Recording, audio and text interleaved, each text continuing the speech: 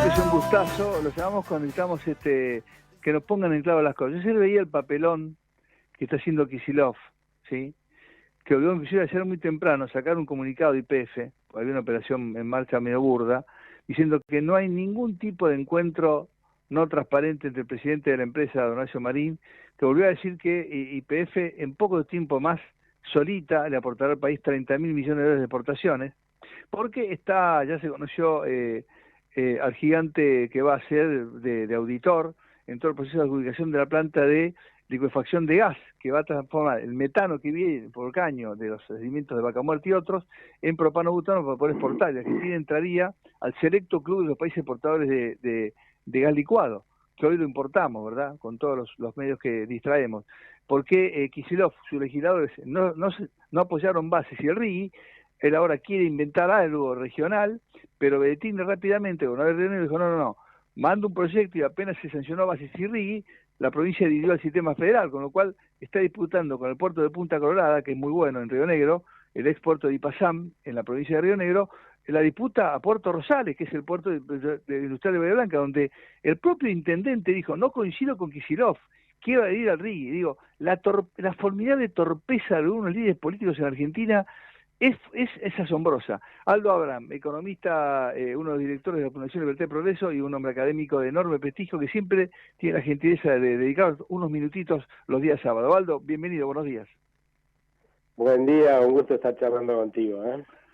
Bueno, te voy a hacer una política. Sé con cuánta expectativa está siguiendo mañana lo de Venezuela, ¿no? Un país que hay que recuperar para la República. Y ojalá que no haya ninguna estafa de este muchacho, ¿no? Este tirano de Caracas.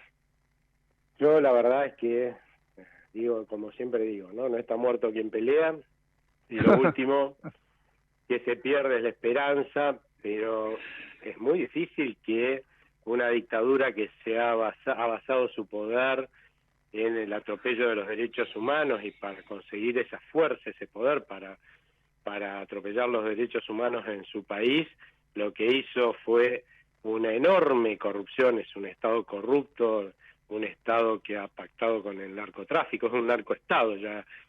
Venezuela, su dictadura cede el poder si realmente gana la oposición, ¿no?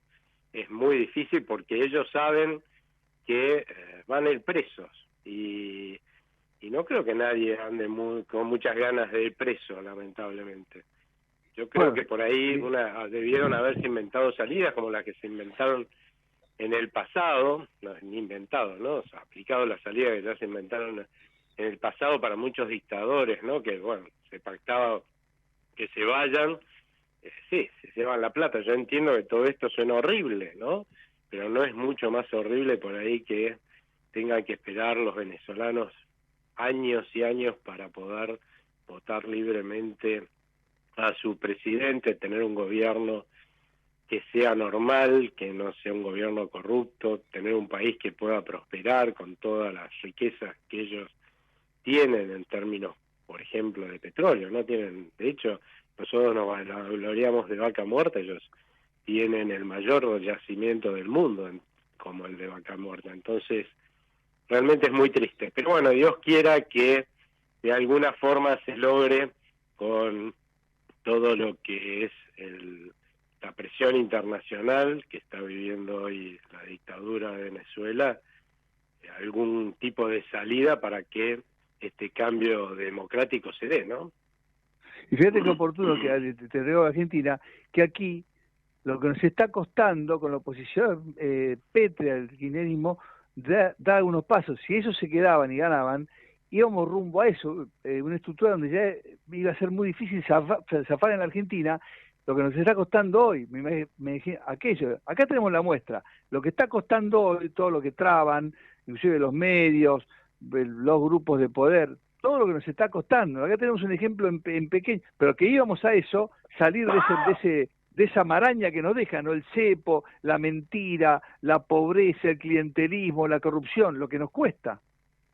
No, hay ni que hablar en algunas provincias en donde ya se han instalado feudos y que de la misma forma, ¿no? Usando el poder, la dádiva, la corrupción que que se basa fundamentalmente no en los impuestos de la propia provincia, porque lo único que generan estos gobiernos es pobreza, sino en lo que reciben de la coparticipación, ¿no? Que es plata que se recauda en otras provincias, que les llegue a ellos y la pueden gastar justamente en clientelismo y en asistencialismo político. Así que nosotros también hemos tenido este tipo de populismo. Lo que por suerte también hemos tenido son los anticuerpos para evitar que terminen gestando lo que es el objetivo de cualquier político, el populismo, que es justamente una autocracia, ¿no? Una dictadura en la cual tiende a haber un partido único y un pensamiento único. Lamentablemente eso es lo que le terminó pasando a los venezolanos, mientras la verdad el mundo, los gobiernos del mundo y también los gobiernos de Latinoamérica, que deberían ser los más atentos a este tipo de situaciones, miraban para otro lado. Pasó en Nicaragua, y yo creo que también si no empezamos a mirar con un poco más de cuidado y a reaccionar antes de que se establezcan las dictaduras, porque después es muy difícil volver de ese tipo de situaciones, por lo menos en forma pacífica, va a pasar en otros lugares de América Latina, ¿no? Quizá esto sea un llamado de atención. Yo veía cómo lo que está pasando, ¿no? Acá uno de los principales, a un expresidente que apoyó al gobierno de Maduro durante todos los últimos 4 años, durante los 4 años de la anterior gestión, lo desinvitaron porque dijo que, bueno, que si se daba un resultado adverso, o sea, y a un montón de políticos, representantes del Congreso de Chile, a un montón de expresidentes que iban también a ser devedores, ver qué es lo que sucedía el día de mañana en Venezuela. La verdad que no los dejaron entrar. O sea, los aviones los pararon en Panamá, es increíble. O sea, si todo esto no le llama la atención al mundo, yo no sé qué más se necesita para que todo el mundo se dé cuenta de que, en primer lugar, no hay que permitir que Maduro siga consolidando esa dictadura y hay que presionar todo lo que se pueda para que Venezuela vuelva a ser un país democrático. Pero además, para que esto no se vuelva a repetir en algún otro país de América Latina y en lo posible del mundo, ¿no? Aldo, en Argentina, ¿no? ¿Cómo se ve la inflación en julio? ¿Cómo lo fundamenta? ¿Cómo es el papel del presidente en un encuentro muy oportuno con Macron, cuando aquí está anunciando un gigante con una inversión millonaria, con un auto nuevo? Es decir, lo que pasa es virtuosamente este escándalo que está haciendo Kicillof, y una cosa tan virtuosa como la planta de YPF y Petronas, ¿cómo estás viéndolo de acá? Bueno, mirá, empecemos por la visita de Milei a Francia. A mí me parece siempre muy adecuado mantener buenas relaciones con todos los países del mundo, no solamente no ser amigos. Uno no es amigo, ¿no?, de todo el mundo, es amigo de ciertas personas con las cuales tiene afinidad, y eso es lógico. Los países es lo mismo, pero sí tenés que tener buenas relaciones con todo el mundo, ¿no? Porque digamos, no sos vos el único involucrado, sino todos los argentinos, muchos de los cuales comercian con esos países, que por ahí a uno no le gustaba mucho el gobierno, pero bueno, ese vínculo comercial que tienen argentinos con quienes viven, los residentes de ese país, hay que preservarlo, hay que respetarlo, ¿no? Por eso a mí me hace... Cuando metes la ideología para las relaciones internacionales y sobre todo las relaciones comerciales, me parece que es un error, porque estás por ahí afectando derechos de terceros de tu propio país y de otros países, ¿no? Pero me parece muy bien, y la verdad es que hasta que nosotros no hagamos ciertos cálculos, ciertos cambios acá en la Argentina, todavía veo difícil que vengan inversiones, que por lo menos las que no puedan entrar dentro del paraguas del RIGI que se aprobó. Veo muy difícil que puedan venir, pero bueno, hay que sembrar ahora para cosechar después, ¿no? Así que está todo muy bien. En el caso de Kicillof, la verdad es que no vale ni la pena analizar a un gobernador que nos dejó una deuda monstruosa con lo que hizo con YPF. Un gobernador que cuando era ministro de Economía, por decreto, con un papelito, intervino una empresa. Y cuando un papelito que no valía nada jurídicamente, ¿te das cuenta? Entraron y se apropiaron de una empresa. Una locura. Eso es absolutamente, no solamente ilegal en la Argentina, claro, ni es ilegal en cualquier país del mundo, pero además es inconstitucional. Y cuando salimos un montón de economistas, abogados, a decir que eso era inconstitucional y que era ilegal, y que era ilegal no solo acá, sino en otros países, que era ilegal en Estados Unidos, donde resulta que cotizan acciones de YPF y que obviamente nos iban a demandar por esa actitud, ¿no? Él nos dijo que éramos todos unos estúpidos y unos tarados, y yo creo que tenía razón, ¿sí? Porque los estúpidos y tarados vamos a tener que pagar la soberbia de él, ¿no? Qué increíble. Entonces, tratar de entender lo que pasa en la cabeza de este gobernador, este señor, ¿sabes? Ni vale la pena discutirlo. Es obvio que por razones políticas él va a hacer lo que le venga en gana en un momento, y por las mismas razones de política, que de intereses propios, va a hacer lo contrario cuando le venga bien. O sea que no vale, o lo que demande su mandante, que sabemos quién es, sí, o lo que le diga su mandante, ¿no? Sí, yo creo que acá hay intereses políticos muy fuertes, que obviamente él quiere ser presidente, entonces va a hacer lo necesario como para llegar a presidente, aunque sea una contradicción sobre la otra, aunque sea violando leyes y la Constitución Nacional. Así que no vale ni la pena discutirlo, ¿no? Y vayamos a la realidad de la gente, que es lo que claramente después ya tendremos que ver cómo pagamos el muerto que dejó Kicillof entre todos los argentinos, porque no lo vamos a pagar, lo vamos a tener que pagar nosotros, por supuesto.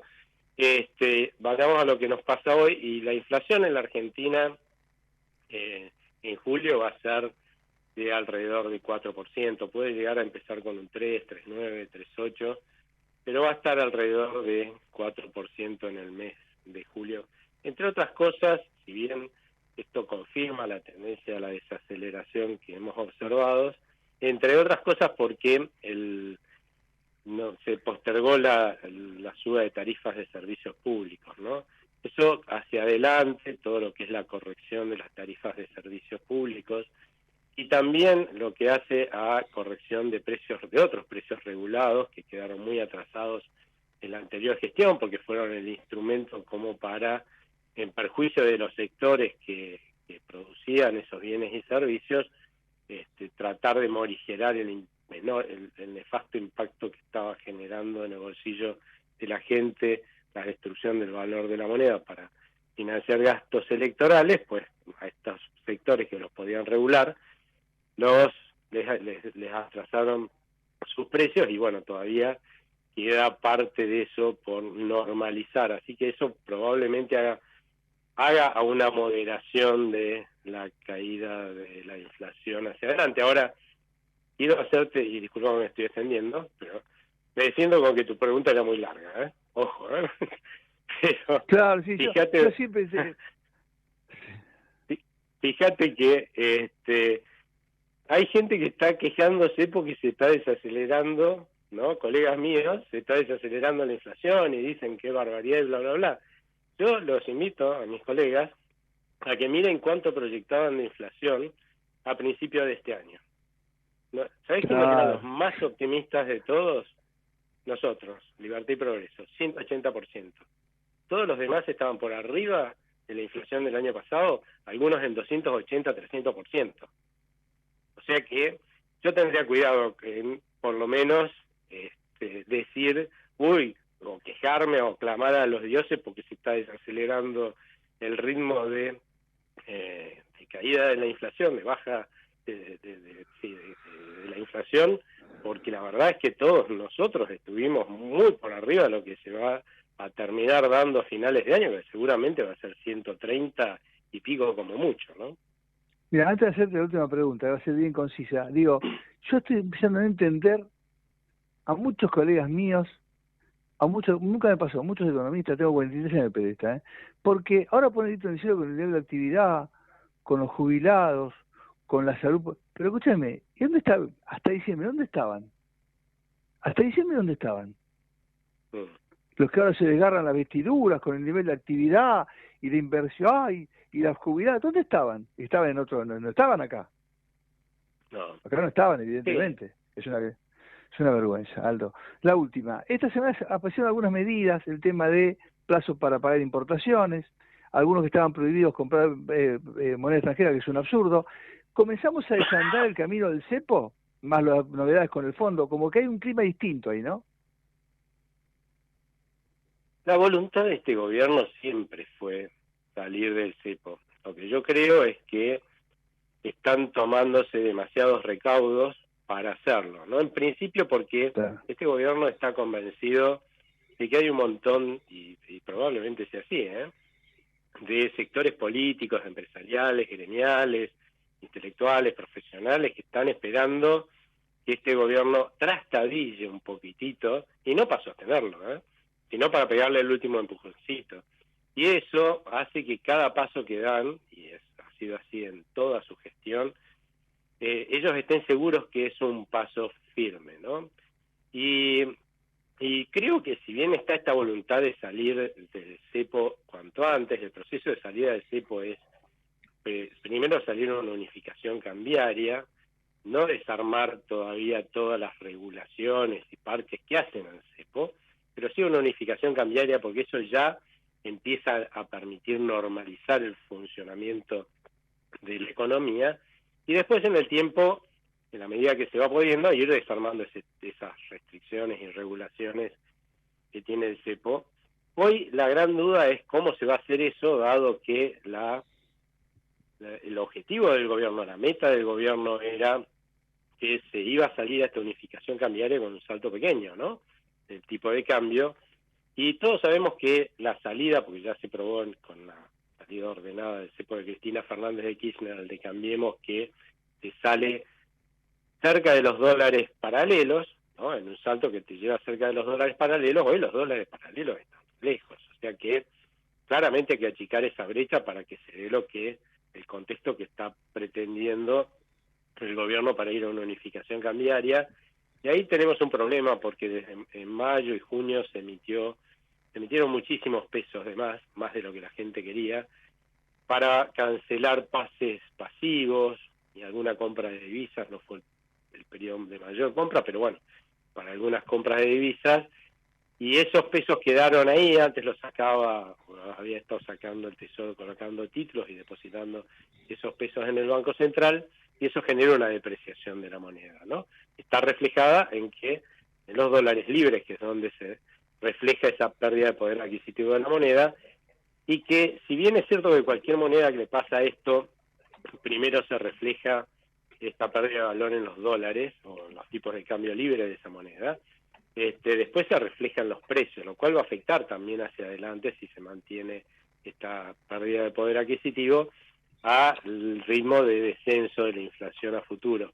Por eso se combinan muchas cosas por las cuales, la verdad, hay una expectativa de que en algún momento el Banco Central use los instrumentos que tiene y que los comunicó en las últimas semanas, como para sacar esos pesos de más, que nuestra moneda se vuelva a recuperar, lo cual no solamente va a significar evitar tener esa inflación futura que se gestó, porque va a desaparecer la pérdida de poder adquisitivo, su origen de nuestra moneda, ¿no?, es la pérdida de poder adquisitivo de nuestra moneda, sino de empezar a bajar la brecha cambiaria, como para que sea creíble esta promesa de salir pronto una unificación cambiaria y resolver otro problema que está mostrando hoy que tiene el Banco Central, que es comprar reservas. Con una brecha tan grande, la mayoría de los que tienen que venderle dólares al Banco Central prefieren esperar, y por eso no está comprando divisas, incluso está vendiendo. Ahora, ¿qué pasaría si la brecha se entra a achicar? Dado que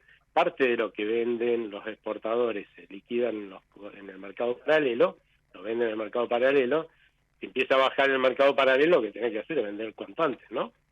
Así que el Banco Central, por el otro 80%, va a comprar muchísimo más. Aldo, como siempre, un gustazo escucharte, gracias por tu gentileza, buen fin de semana y siempre a las órdenes. Muchas gracias a ustedes, buen fin de semana también, abrazo. Gracias. El doctor Aldo Abrán, uno de los directores de la Fundación LT Progreso, un gran economista, enorme académico, que siempre tiene la gentileza de ayudarnos a comprender la marcha de la economía argentina y las principales relaciones de nuestra economía con el mundo.